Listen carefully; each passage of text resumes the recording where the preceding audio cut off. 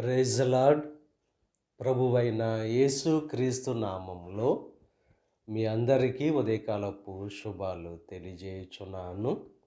ఈరోజు దేవుడు మనకు అనుగ్రహిస్తున్న అతి శ్రేష్టమైన వాగ్దానము కీర్తనలు 1వ అధ్యాయము 3వ వచనాన్ని చదువుకుందాము. అతడు చేయునదంతయు సఫలమగును.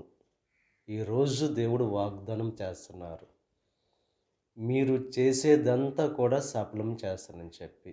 ఇంతకాలం అసాధ్యంగా ఉన్న కార్యాలన్నీ కూడా ఆయన సఫలం చేస్తానని చెప్పి వాగ్దానం చేస్తున్నారు.